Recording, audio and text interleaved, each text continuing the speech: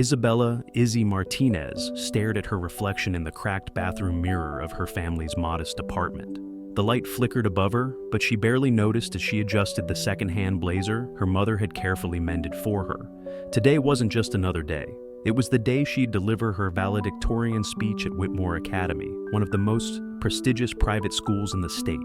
Her hands trembled as she held the note cards she had prepared, though she didn't need them. The speech was burned into her memory, each word carrying the weight of her journey. But her nerves weren't about public speaking.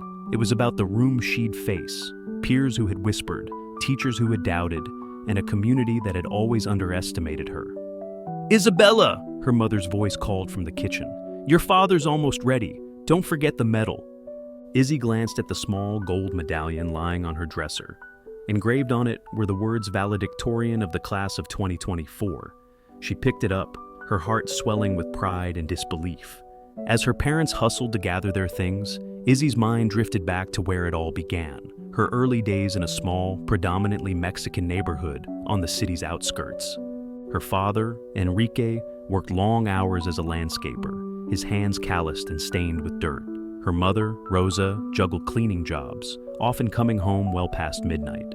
Despite their exhaustion, they never wavered in their support for Izzy and her two younger brothers. "Education is the key," Rosa would always say, her voice firm yet kind.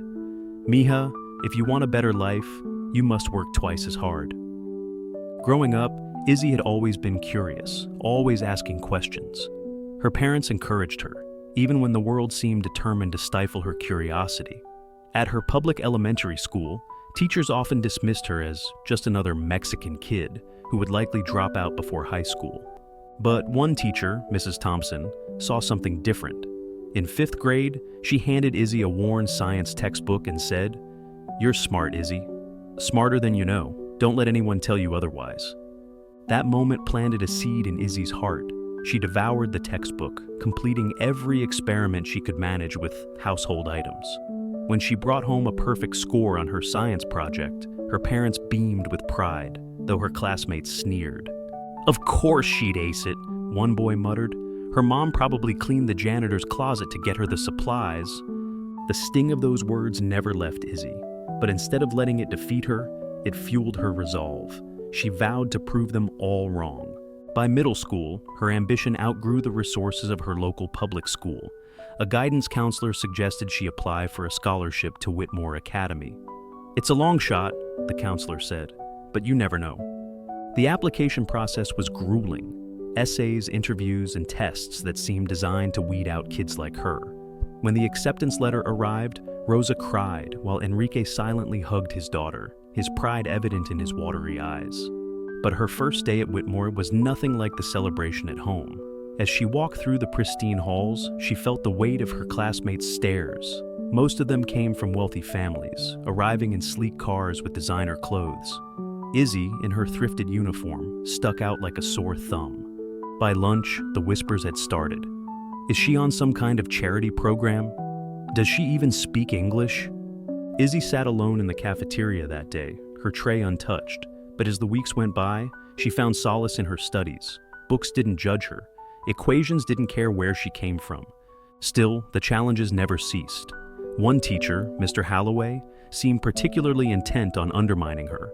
When Izzy turned in an essay analyzing To Kill a Mockingbird, he returned it with a skeptical look. "This is impressive," he said, his tone dripping with doubt. "Are you sure you wrote this yourself?" Izzy's cheeks burned with humiliation.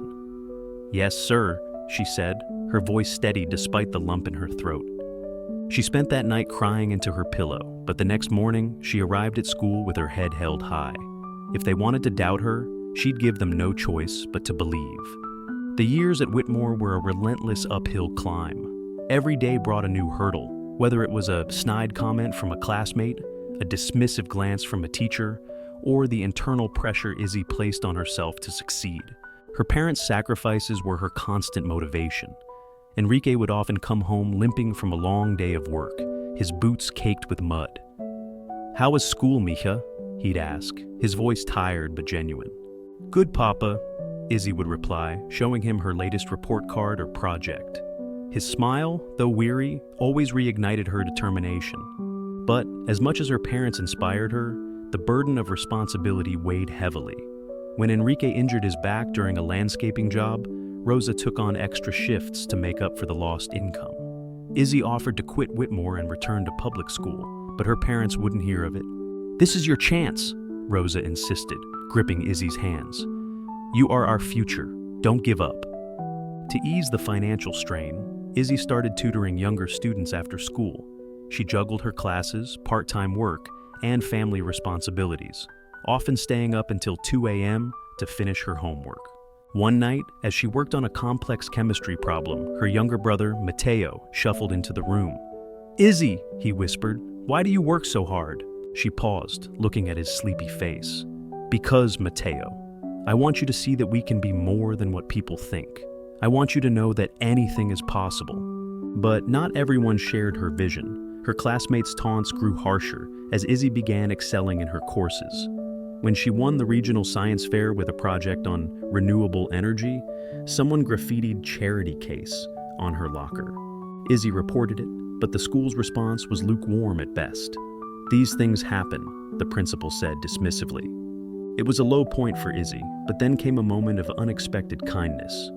Mrs. Green, her biology teacher, pulled her aside after class. "Don't let them get to you," she said. "You're one of the brightest students I've ever taught. Keep going." With renewed determination, Izzy threw herself into her studies. She joined the debate team, the STEM club, and even started a mentoring program for other scholarship students. Her achievements began to pile up, but so did the pressure. As senior year approached, Izzy set her sights on valedictorian. It wasn't just about the title, it was about proving once and for all that she belonged. But just as she reached the final stretch, her family faced another crisis. Enrique's back injury worsened, requiring surgery they couldn't afford. Rosa's long hours took a toll on her health, and the family's savings dwindled. Izzy considered dropping out again, but her parents refused. "We'll figure it out," Rosa insisted. "You focus on your studies." Despite their words, Izzy couldn't ignore their struggle. She took on more tutoring jobs, working late into the night. Her grades began to slip, and for the first time, she questioned whether she could do it all.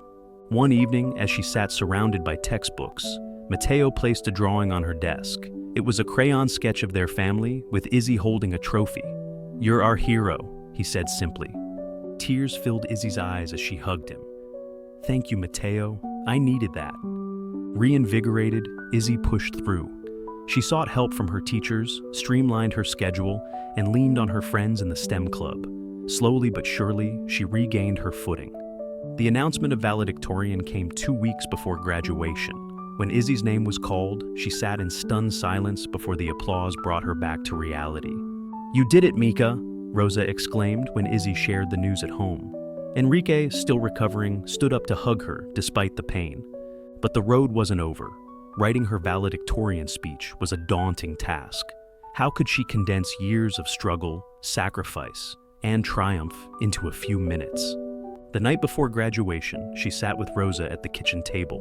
"What should I say?" she asked. "Speak from your heart," Rosa replied. "Tell your story."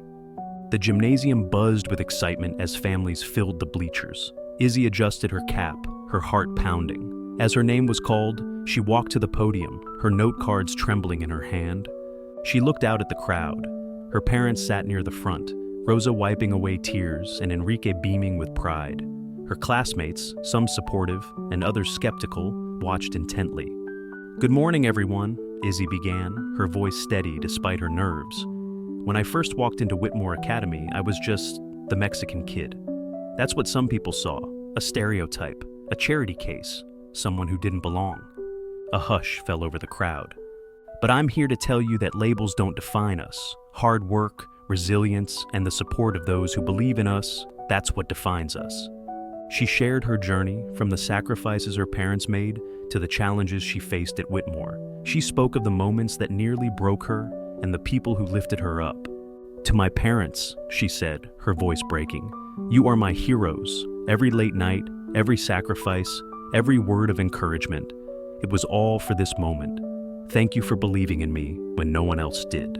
By the time she finished, tears streamed down her face, and the crowd erupted into applause. As she stepped off the stage, her classmates and teachers approached her, many offering heartfelt congratulations.